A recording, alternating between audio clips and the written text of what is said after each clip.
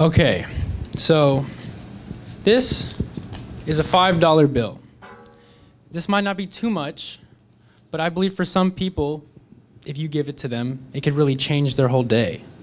And I know a lot of you guys have probably seen people on the street holding a sign asking for anything that can change their day.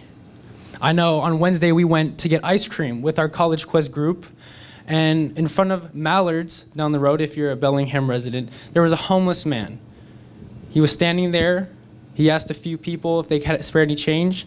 A woman even looked him in the eye and then, quickly act like she didn't see anything.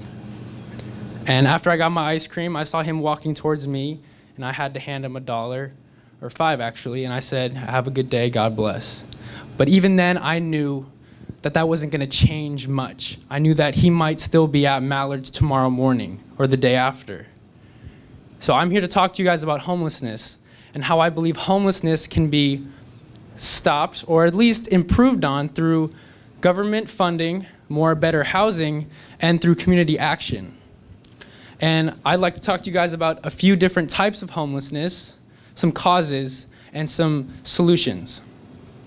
So one type of homelessness is called transitional homelessness. Something I like to define as transitional homelessness is somebody who is going through a rough patch, maybe a transitional point in their life. Maybe they lost their house through a natural disaster like a hurricane, a tornado, earthquake, depending where I'm from California, so maybe an earthquake. And maybe they just lost a job. They can't pay their rent, or they can't even, maybe they're living paycheck by paycheck and something slipped. But another type of homelessness is called chronic homelessness. And these are people who are susceptible to drug use, and maybe they keep falling through a crack. From a homelessness study by Thompson, Wall, Greenstein, and Hayson, about 95% of homelessness people experience drug use mixed with poverty. And it's very easy to say that these people, they brought it upon themselves. It's easy to, make an excuse, but at that same time, it's not fair to say, well, that's why I can't give them this chance. They still deserve that chance. Mental illness is another thing. In a study called "The Second Hell is Living Under That Bridge" by Benungli and Eskandin, over 26% of homeless people suffer from a mental illness, the most prevalent being depression, and the next being schizophrenia. And depression is probably the easiest one to understand. I mean, in that situation, who's going to support you? How are you going to make that next step? How are you going to maybe get that job or get that support? And this is why I believe this is a very touchy subject and should be improved on. Another cause is poverty. According to a study by Chinungham and Kempter, about 37,000 million people live in poverty. And also, 35.7% of those people are children. And personally, I believe that for things like these problems that we're facing maybe with climate change or something like this with homeless, we need young people to step up. We need young people to step up and have their voices heard. And at that same time, if they're going to be on the street, who's going to be that person to give them that push if they have no support?